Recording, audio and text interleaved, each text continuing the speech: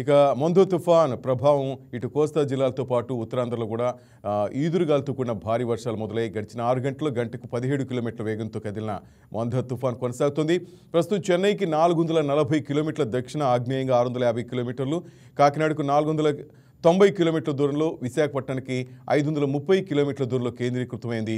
పశ్చిమ వాయువ్య దిశగా కదులుతూ రేపు ఉదయానికి తీవ్ర తుఫాన్గా మారే అవకాశం ఉంది. రేపు సాయంత్రం కాకినాడలో తీరం దాటే అవకాశం ఉందని వాతావరణ శాఖ వెల్లడించింది. దీనిపై తాజా పరిస్థితిపై మా విశాఖపట్నం స్పెషల్ కరెస్పాండెంట్ దుర్గాప్రసాద్ అడిగి తెలుసుకున్న లైవ్లో. గుడ్ ఈవినింగ్ దుర్గాప్రసాద్, ఏంటి విశాఖలో పరిస్థితి ఏంటి?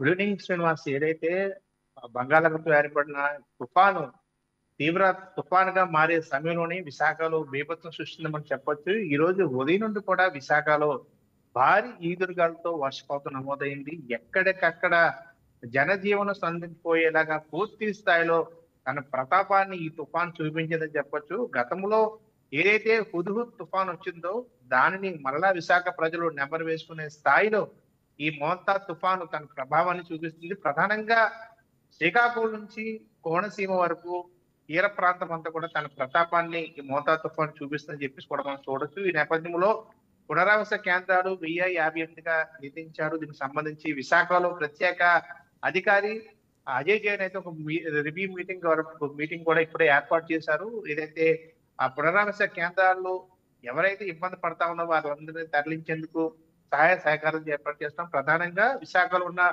కొండవాళ్ళ ప్రాంతాలను గుర్తించారు. అక్కడ దీని ప్రభావం ఎక్కువగా ఉండబోతుంది. ఎందుకంటే కొండవాళ్ళ ప్రాంతాల్లో నివసించే ప్రజలకి ఇది ఇబ్బందికరమైన పరిస్థితి. వారిని తరలించేందుకు అనేక రకాలుగా ప్రయత్నిస్తా ఉన్నారు. కానీ కొంతమంది అధికారులు చెప్పినప్పుడు కూడా వారు ఇళ్లలో నుండి బయటికి రాని పరిస్థితి. అయితే వారికి పలు సూచనలు కూడా జారీ చేశారు. ఎందుకంటే ఇది ప్రమాదకరమైన స్థితి, ఖచ్చితంగా పునరావాస కేంద్రాలకు తరలాలని చెప్పేసి కూడా ఆదేశాలు జారీ చేయడంతో హుటాహుటిన పునరావాస కేంద్రాలకి తరలిస్తున్న అంశాన్ని మనం చూడొచ్చు. అయితే ఉదయం నుంచి కూడా ఎక్కడ ఆగకుండా నాన్ స్టాప్ గా విశాఖలో వర్ష ప్రభావం చూపిస్తుంది.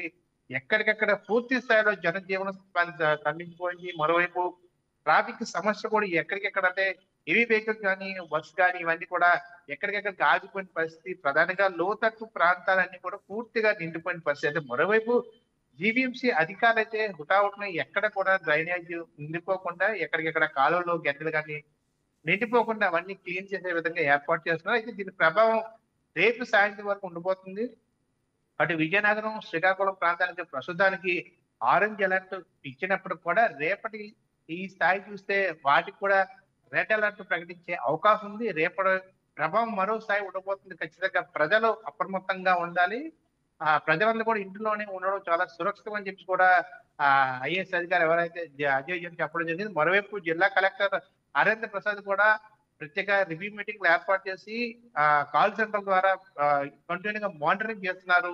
అధికారులతో మాట్లాడుతూ ఏ విధంగా సహాయ సహకారాలు అందించాలి, ఏ ప్రమాదం జరగకూడదు, ఒక ప్రాణ నష్టం జరగకూడదు, ఎటువంటి నష్టాలు జరగకుండా పూర్తి స్థాయిలో ప్రజలు సురక్షితంగా ఉండే విధంగా వారికి కావాల్సిన అన్ని వస్తువులు ఏర్పాటు చేసే విధంగా అదుపు వేస్తున్నారు. మరోవైపు ఈపీడీఎస్ సంబంధించి విద్యుత్ శాఖ సంబంధించి కూడా అధికారులతో ఒక మీటింగ్ ఏర్పాటు చేసి ఒకవేళ రేపు తీవ్ర తుఫానుగా రూపాంతరం చెందుతున్న నేపథ్యంలో బలమైన ఈదురుగాలు వేస్తుందని చెప్పి వాతావరణ శాఖ అధికారులు హెచ్చరించడంతో ఒకవేళ విద్యుత్ స్తంభాన్ని నేల కూలినట్లయితే దానికి ఇమీడియట్లీ గా రీస్టోర్ చేసే దిశగా సుమారు 500 విద్యుత్ స్తంభాలు కూడా ఏర్పాటు చేశారు. దీనికి సంబంధించి 480 మంది కార్మికులు కూడా కేటాయించారు. అంటే ఏ విధంగా ప్రభుత్వం సహాయ సహకారాలు చేస్తుంది, ఏ విధంగా ఒక ప్రణాళిక ప్రకారంగా పనిచేస్తుందో దీనికే నిదర్శనం చెప్పవచ్చు. గతంలో హుద్హుద్ తుఫాన్ వచ్చినప్పుడు ఏ విధంగా విద్యుత్ స్తంభాలు నేలకూలాయి, అనేక వృక్షాలు నేలకూలాయి. అదేవిధంగా విశాఖలో విద్యుత్ లేకుండా, నీరు లేకుండా చాలా మంది ఆ సమయంలో ఇబ్బంది పడ్డారు. అయితే అప్పటిగా ముఖ్యమంత్రిగా ఉన్న చంద్రబాబు నాయుడు అయితే ఆ విశాఖలో ఉండి ఇమీడియట్ గా ఏం చేయాలని చెప్పేసి ఇమీడియట్ గా ఒక యాక్షన్ ప్లాన్ చేస్తూ త్వరితగిన రీస్టోర్ అయ్యే విధంగా విశాఖని అభివృద్ధి చేశారు. ఏ విధంగా అందవిహాకరంగా తయారుందో ఆ సమయంలో మొత్తం నేల కూల్పి వృక్షాలు కానీ, విద్యుత్ స్తంభాలు కానీ మరలా యథాస్థితికి తీసుకొచ్చిన ఘనత కూడా ముఖ్యమంత్రి నారా చంద్రబాబు నాయుడు దక్కింది. ఇప్పుడు కూడా అధికారులతో కంటిన్యూగా ఆయన మాట్లాడుతూ ఉన్నారు, జిల్లా అధికారులతో మాట్లాడుతున్నారు.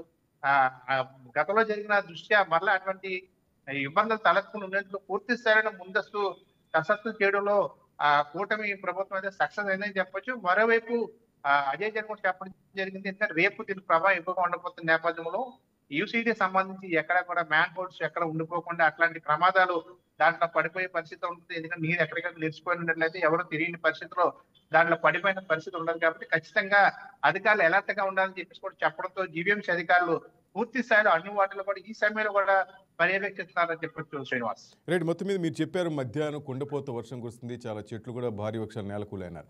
ప్రజెంట్ సిచ్యువేషన్ కూడా అదే విధంగా భారీ వర్షం కురుస్తుందా? కూడా అదే పరిస్థితి కనిపిస్తా ఉంది. బలమైన ఈదురుగాలు అంటే వాతావరణ శాఖ హెచ్చరించిన ప్రకారంగా 90 నుంచి 110 కిలోమీటర్లు ఏమైతే ఈదురుగాలు వస్తాయని చెప్పారో అదే తరహాలో ప్రస్తుతానికి విశాఖలో కుండపోత వర్షం కనిపిస్తుంది. ఎక్కడ కూడా బయటికి వెళ్ళలేని పరిస్థితి, అంటే అంత భారీగా వర్షపాతం నమోదవుతుంది.